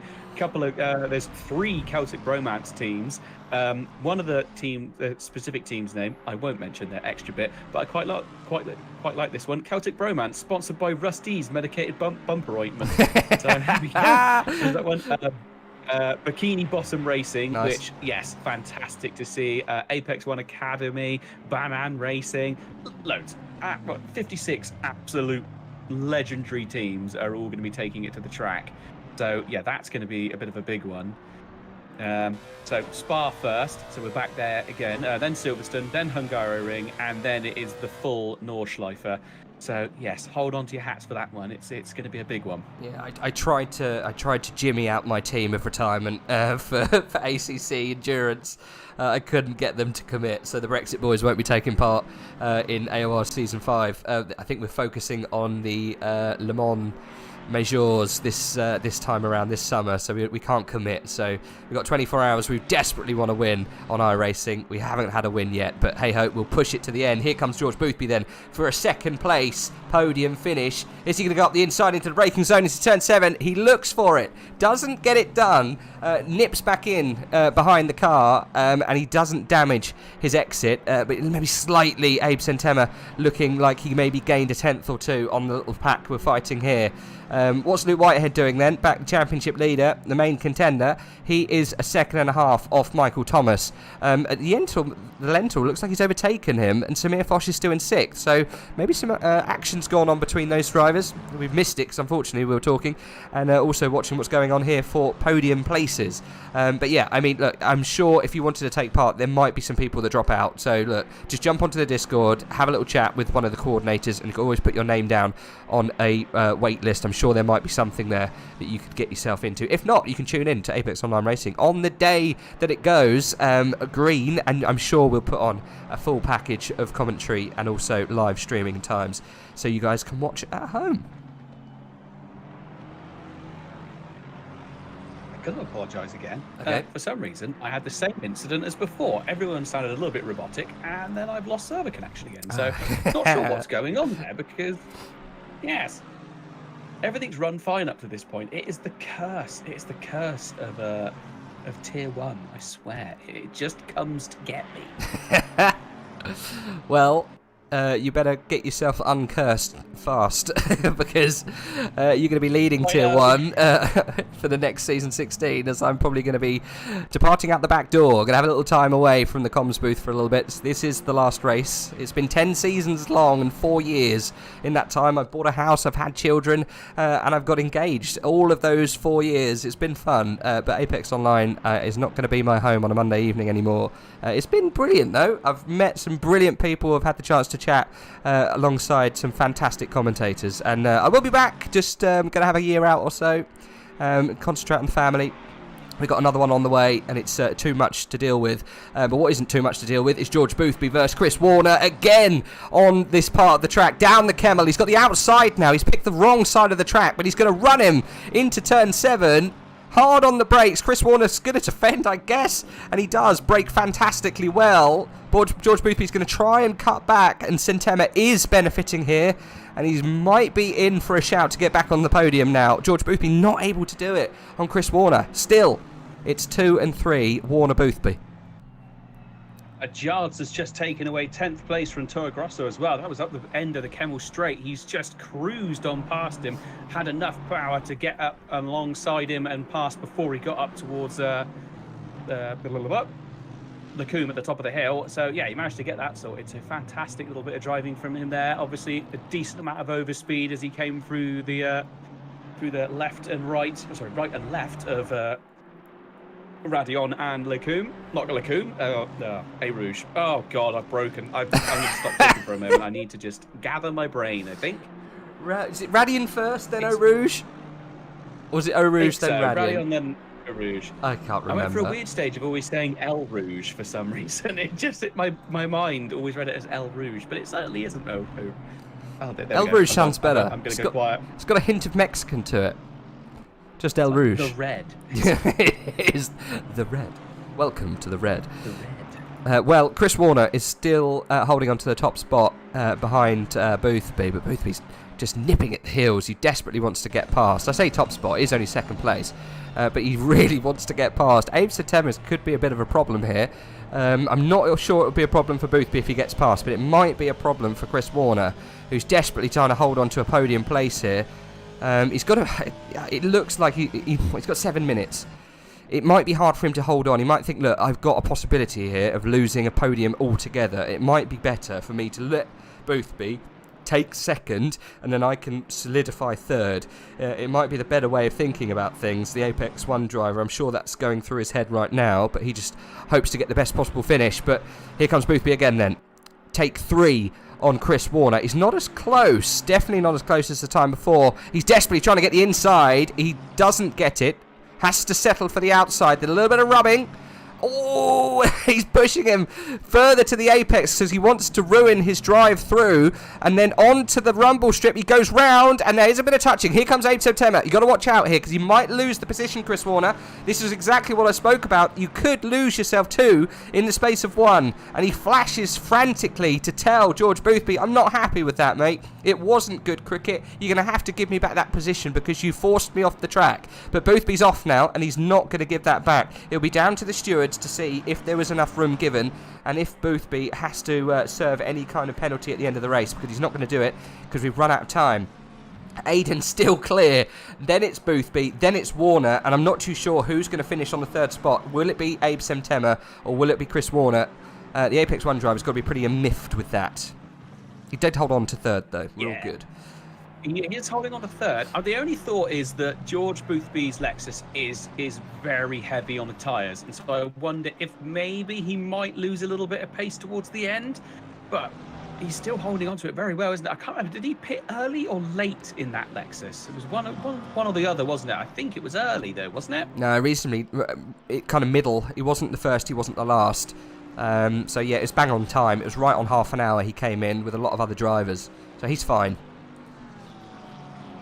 Yeah, so the tyres should still keep going then. Yeah, Chris Warner, obviously we're probably disappointed in that one. We'll have to see what happens. Even if there is a penalty, you want to get the position on the road, really. That's usually what you kind of aim for. That's what every driver wants. It's always nice to gain that position after the race with the stewards, but most people want to take that position on the road. I think that's kind of a little bit of what probably is going through Luke Whitehead's mind, as a case of he doesn't need to have all these positions under his belt, but it's just wants to race to his full capacity for as long as he possibly can. And with just over 5 minutes of the race left to go, he is technically our championship leader. He is, yeah, 9th place at the moment, isn't he? He's not lit the timing screens up since he's got into his championship position. So I mean, he's holding fire. This is a new and improved Luke Whitehead. Of years gone past, he would go crazy to try and get the highest he can. Oh, the move's happening. Santina's going past Chris Warner. It's on the inside. Oh, they both slide and then they both get together, both of them out-braking each other. Chris Warner just about holds on to it for now, but that was a case of both of them making a mistake there as they hit the braking zone. They both sort of slid in sideways in a sort of beautiful synchronicity. But they hold on to it, but they've both picked up damage, and now Boothby is getting even further away. And someone who's probably licking his lips in excitement is Mallow, watching these two squabble. He's probably thinking to himself, great, I can get through. Oh, lots of yellow flags appearing at the top of Radion. Car number 609 and 90 something. I've just seen something happening there. I'm going back. That was Traction Dave. He's looking very, very broken. Let's have a little bit of a look. Try and see what happened there. There's a whole bunch of cars next to each other. Oh, McLaren taking out 4 cars get taken out. Nearly 5. Very, very close. Goodness gracious, that was very, very close. I'm not sure which McLaren that was, but yeah, big incident. I didn't go back. Blizzard. I think that was Jacob Blizzard. Again, not really sort of nothing sort of malice or anything at all there. But yeah, coming up through Radion, the car started to over rotate, and then once it kind of goes, you're going so fast that you can't really pull it back. And sadly, he sort of speared across the circuit whilst fully holding the brakes and took out another bunch of cars. And one of the Porsches avoiding, got a little bit onto the grass, but did manage to survive. I think one of the big losers there was Traction Dave. He, that car who was already starting from quite far back, and he had a penalty, and he's now taken an absolute beating as well. Yeah, I think he's returned to the pit, hasn't he? I've not seen him. He's pitted the car. That's it. That's over for Dave, unfortunately. We're on board again with Santema. Abe's definitely desperately trying to get past Chris Warner. Warner's struggling on the top speed, isn't he? And it's really catching him out down the Kemmel. And he's a threat really into turn 7, and every lap it seems cars are really trying to pop him again as they go side by side. Abe holding on to the inside line, he needs space, and unfortunately there's more movement and more hitting, and it's going to continue for a few more corners as they jostle for position. Chris Warner's still at the inside line, but I think Abe's just about got in front. Chris dives for the inside, and there's more touching as Mallow wants some action here. And Mallow has got himself up there to try and take on these two drivers, but no. Unfortunately, Abe's going to have to settle. But yeah, getting his elbows out there. This is, it's GT racing, isn't it? It's not flimsy Formula 1 where you lose a wheel if you just so happen to look in the direction of a Ferrari. But they can rub doors here in ACC, and it's all well and good, and they managed to make it way through. And it might be there that Chris Warner has just fended off that podium position from Abe Santema. Not sure if there's going to be enough time. We've only got a minute and a half to go. Aiden, whereabouts is he? He's coming up to Blanchimont, so he'll get one more lap in it. You never know. Abe might have one last ditch attempt into turn 7. Oh, Traction Dave's in the chat. Yeah, that's a disaster, mate, not going to lie. What could be quite crazy is if Chris Warner and Santema end up sort of causing a collision between themselves, then Mallow and Foch are going to jump up and take away 3rd and 4th place, which would be pretty incredible. And looking at Foch's pace, he could have a go at getting himself on the podium at this point. Oh, there's a collision. Oh, my goodness. How on earth? No. That didn't go badly then, I don't know. And actually, Foch losing out on a position. Yes, Yentl. Van Thielen, yeah, he's coming through. He has gained a position. How on earth Mallow managed to hold on to that position, I'm not entirely sure. He goes a little bit defensive on the inside. That is going to give the run now to Santema. He's going to get a bit of a chance, but there's now a squabble going on. Thomas as well involved in this. Oh my God, we're on I board think with they know it's Thomas. the last race of the season. I know, why not? Just go for it.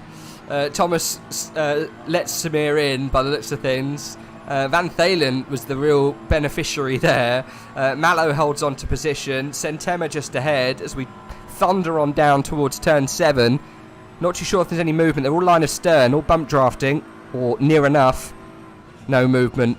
I think this is where they're going to finish, roughly. The time has run out for season 15. Aidan Walsingham done a fantastic job this afternoon of trying his best to secure his first championship.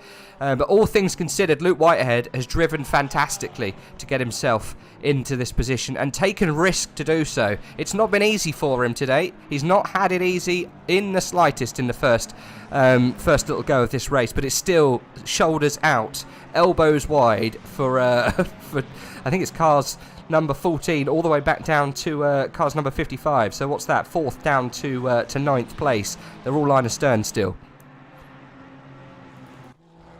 All that could happen now, and I am praying it doesn't, is that these cars are technically in front of Luke Whitehead, and he's not that far behind.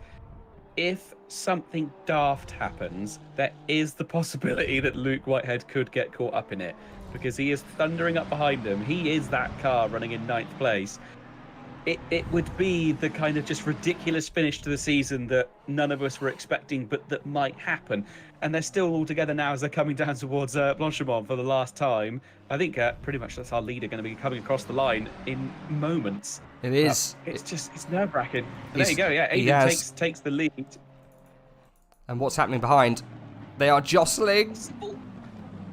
I think we're all good. I think they're all through safe and sound. Sentema is going to come across the line for 4th. There goes Chris Warner for 3rd. And you can see in the background Luke Whitehead coming across the line to secure his 5th championship in AOR.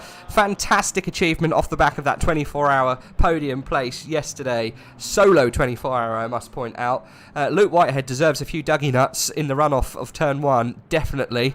There he goes. He puts a couple down for the cars to watch in amazement. What a driver this guy is. Absolutely incredible.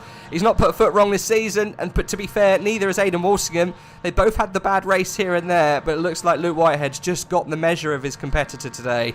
But I'm sure it will go to the line again next season. Tim, it's been fun. It's been furious, and we've had some crazy, crazy racing today. And let's talk to some of those drivers and say congratulations, because we've got a 5-time champion with AOR, and that's the first time we've had one of those. Yeah, you got to hope they're going to come in with us pretty soon. I'm just looking, a couple of drivers right at the end there picking up massive penalties. Vidalik picked up a drive through, and so did Asiacek as well. They both, and obviously that has now gone into become an 82nd penalty. God, because obviously it happened on the last lap. So yes, big hits. That was obviously in game. I think that was for track limits. I did notice that Asiacek was just cruising around. And I wondered if he'd run out of fuel, and then I sort of scrolled down far enough, and there it said drive-through. So, bit of a killer. A couple of drivers right there at the end, obviously picking up big penalties.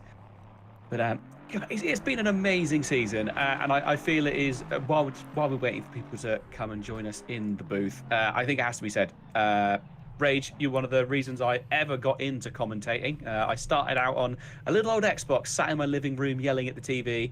But yeah, you were there. I did a little bit of endurance racing at Donington. I did a bit of coverage with you. I think me and you finished out the race, and you were going absolutely mad because Boothby was coming across the line. You were very excited, and then it all started from there. A bit of tier 2 and everything. But yeah, I want to say a massive thank you. Without the input that you've put in, I would not be doing what I'm doing today. So yeah, no, I really appreciate it, mate. I just want that to be publicly known that Rage is a bloody good guy. Oh, thank you, buddy. Well, I'm handing the reins over to you for next season, so I don't know who's going to join you in the comms box, but I'm sure they'll pull someone out and get you a worthy co-com. So, yeah, next season, Tim will lead. And I don't sure what's going to happen to Tier 2. Will he do both? I don't know. We'll have to find out. I can't leave my Tier 2 boys, can I? I can't leave them. I'll have to do the pair. I mean, I've been doing it most of this season, so I think my missus has finally kind of accepted that she doesn't have me on Mondays and Tuesdays. I feel it's only right that we probably get Luke in sooner or later, because that poor boy is probably falling asleep again. Yes. So let's get him up. in for a quick chat. What is me and you just riffing and having a good laugh together, and then there's poor Luke. Probably, He's just dying. Go on, pull him up. Dangling off his steering wheel, just saying, please. Right, let's drag him in. Here he is. Whitehead, 5 times champion. Absolutely ridiculous. Not even a human anymore. You are just something else after everything that's gone on over the last sort of 48 hours. But what a 48 hours it's been for you, sir. Yeah, well, first off, good evening, everyone. Hope you're all well. It's been something, yeah. I don't really know where to start. Obviously, for those of you unaware, I decided to do a 24-hour race solo, and that track in question was the Nordschleife. So, and it was in the Porsche with 0TC, and it was mostly wet. So you can kind of gather how that went. And we somehow got a podium as well, which was mental. But enough about that. Today, I completely stuffed up quali. Had a bit of a meltdown in the pre-race in the formation lap as well. Survived and came 9th, which was enough. So yeah, definitely didn't make it easy on myself, but yeah, brought home the championship. So it's been another good season, I think. Just a shame that I couldn't I couldn't complete the season being every race in the podium. But again, it's been a good season, and I've enjoyed every second of it, boys. Yeah. It's been a mad few hours, mate. Seeing obviously off the bat of a fantastic 24 hours round the Nürburgring. Yeah, just mad that you did it on your own and mostly in the wet. But there were little hints of crazy though today. That moment going through Radion and Eau Rouge with Jards and a few others. You must have been thinking, God, the championship's on the line here, guys. I know Jards looked like he let you through as well, which is all good. I think you've earned yourself some friends over the past weekend, haven't you? Yeah. I mean, as I say, like, it was a bit sketchy. I came in, I was expecting to do about half an hour of prep, obviously after my big old sleep that I had yesterday. And had a couple of teething problems, which meant I had 7 minutes of practice for this race. And quali, I would have been about P8 had I not completely mistimed it. And qualified P20 instead, which was actually outside the threshold that I needed P18. So yeah, very sketchy. But it was a fun way to end the championship, and of course a 1-2 for the team with Aiden, winning. Insane job from him, GG's, and obviously George finishing second again, GG's to him as well. So, awesome team effort. I think if I work it out correctly, a 1, 2, 3, 4, 5 for Veloce in the championship as well, which is pretty lovely as well. So yeah, team's done a phenomenal job this season. They've done another amazing job today. So yeah, very happy. Yeah, it's a fantastic. It does really seem to be. Oh, I said it does really seem to be, as we were discussing earlier on in the race, actually, that it's kind of become the Veloce home ground now, hasn't it? It's really become a place where you guys come. Other teams have to bring the fight to you with AOR. It really does, especially in Tier 1. It's your guys' championship at this point. Yeah, it's definitely nice. I mean, even Aiden joked that it was Veloce Online Racing. But, it's definitely been a successful thing. And I think as well with all our cars, we know our cars that we're using very well. Aiden obviously chose a bit of a wild card this season, but obviously with the Porsche, I know it very well. George has gone into grip with that Lexus very well this season. Jards and Valentin obviously use the Aston quite regularly, so they know that car really well. And I think it's just a case of that we're, consistent and we, work well in a team. Obviously 99% of the fight is having a good team atmosphere, and that's been amazing this season. It's been really good. And really happy with the team effort, honestly. So yeah, it's definitely been nice. But enough about us though. Mr. Rage. Yes. I heard it's your last race for a while. Yes. And as an avid Rage fan, I am very much saddened by that. Because, I'm sorry. It's always lovely, as much as I love Tim. You've been around for years really for the ACC side, and it's gonna be very sad to not hear your beautiful voice in the comms and in the interview rooms. Oh. But nonetheless, congratulations on your new arrival. Thank you. You know, it's an amazing job, amazing news, all of that stuff. And wish you absolutely all the best in everything that comes next. Thank you very much. Amazing guy, you deserve the good stuff. So thanks, buddy. Yeah, congratulations and good luck in your next chapter, my friend. Hopefully you don't go for too long. Hopefully you see you in a couple of seasons. I'll probably come. I'll probably be back. It's hard to turf me out. To be fair, I do love Apex Online, so you better come back. I'm sure I'll be back. You'll be very much missed in the car. Yeah, the door will always be open for you, mate. There's doesn't matter. At least we did get one beautiful thing from you, Rage, which was the Josh Allen shits himself soundboard. That is a soundboard that will forever exist. What is this? A beautiful one that we will enjoy. If I could play soundboards, I would play it right now, but I can't. Oh my god! From Monza. Okay. There was a big old crash. Josh Allen kind of had a tank supper. Yeah. And then Rage goes, Josh Allen shits himself going into turn 3. And that will forever be the best soundboard I think we've ever received. So thank brilliant. you very much for that. Well, I had no idea. Yeah, well, Rage, if you join my Discord at any point, you will have access to it. Oh, brilliant. I will Okay. try and send it. I'll send the sound to you anyway so that you have it. I'll jump As a onto the token Discord of just to your hear it. I had representation. no idea. I know there's been some memeable things that we've all said during these seasons. Yeah, it's been 10 seasons. It's mad how it goes. It's mad. It's mad. Well, Luke, it's been a pleasure, mate, to shout about you. You've got a bright future in esports and also racing as well. So, yeah, well done, buddy. 5 times is take care, boys. fantastic. Have a good one. No problem. Hopefully I'll return soon because I will be missing it. I'll be having withdrawals. And as I said, Rage, just good luck in your next chapter. I'll be man. back in a year. Just got to take some time for the family. Don't you worry, buddy. I'm sure I'll see you soon. It's been a long time. It's man. a long I'll be time. 21 by then. Yeah, well, I'm 35. Anyway, we'll see you soon, buddy. Have a good one. Have a good one, boys. No Take problem. care. Enjoy your time off. All right. See you soon. All right. Cheers, Luke. See you next season.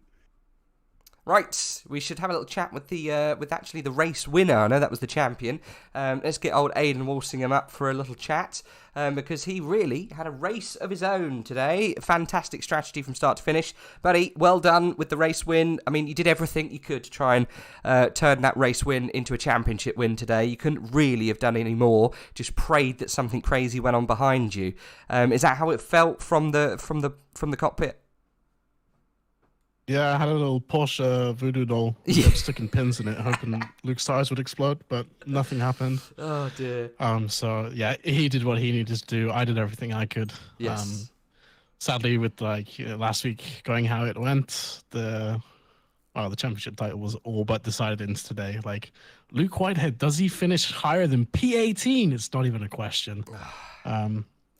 It's a walk at the park for him, frankly. So, epic season from him. I gave my all this season and was almost enough. So I'm still satisfied. I think you should be really pleased with this season. It's shown a huge jump of performance from yourself. Personally, I've noticed a marked difference in how you've approached this season. You can't take it away from you. You've had 4 wins.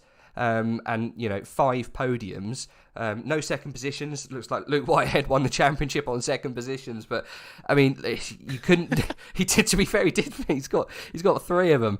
Anyway, look, you've done fantastically well. To come away with it just was Suzuka that probably was that nail in the coffin. But mate, next season, I think it's all out there. This Honda one goes well. It seems to be a good car for you. And I really hope that you could just get the better of Luke next season. But, I mean, you shouldn't be disappointed, man. It was a very, very good performance. Thank you. Yeah, I'm not disappointed at all. Very happy with that. And considering I hadn't even touched the car until the day before round 1, I'll take it. Really? Jesus Christ, I didn't know that. Well, there you go.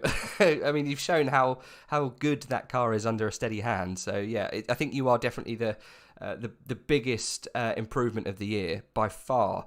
So, yeah. Really good performance. And, I will watch you next season, but I won't talk to you next season. That'll be the honour of Tim. But thank you very much for taking part. And second place, I know, in the championship, it's still 1 away, but I'm sure you will get there. Just keep on plugging. Thank you, and good luck for whatever you're going on to afterwards as well. No problem. Thank you, It's Aidan. always a joy watching the races back afterwards. Ah, well, it's good to shout about them too. It's been a pleasure watching you guys race. It's been one of the closest seasons. You two battling out. It's been like I said it in this race. It was especially going into this. It's like watching Schumacher and Hakkinen. You know, it's just whichever one's faster on the day gets the win. And you guys are very much like that, though. It's funny because you know you were very.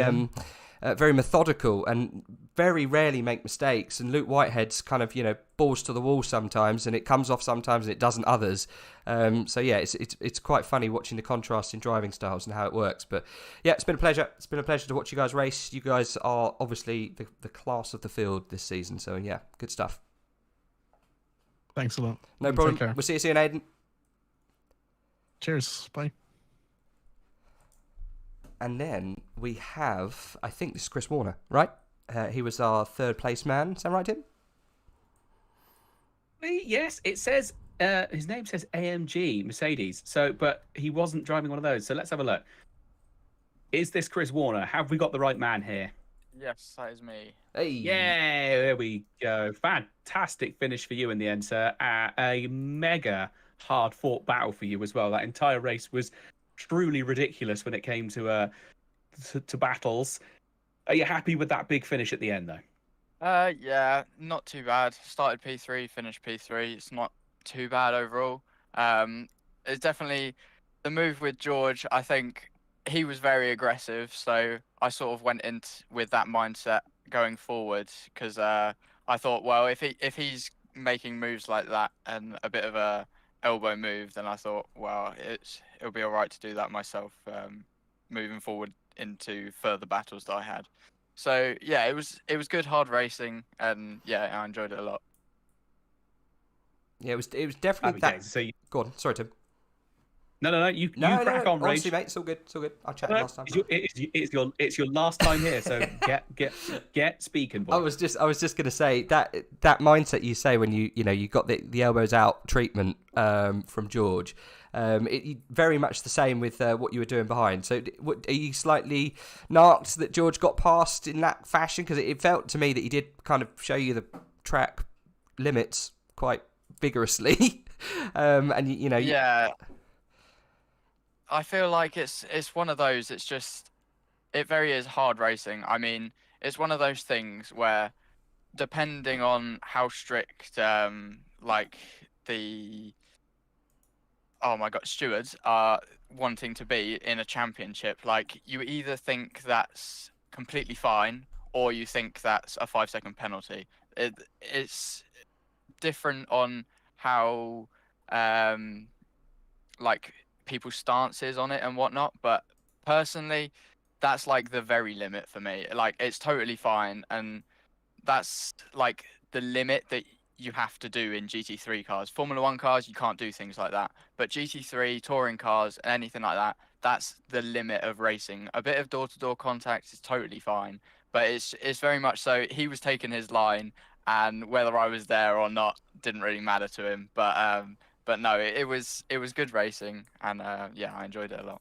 I mean, it does at least sound like there's a little bit of a smile on your face. It sounds, at least when you were saying that, you're not saying it in malice. It does sound like you're kind of saying that, yeah, it was sort of proper door-to-door, very sort of almost British touring car-esque, losing a wing mirror kind of driving, which it is exciting to watch. It's lovely for us at home to sit there and watch. But as any of us know, when you're winging a car around Spa, one of these GT3 cars, although they can survive a little bit of rubbing, sort of physically, sometimes when you're the pilot that's got to try and keep the thing in a straight line, it can get a little bit stressful, as it's not the kind of circuit you want to be trying to carry any damage. Was there any damage to the car, or was it just mostly cosmetic and a bit of an ego bruise?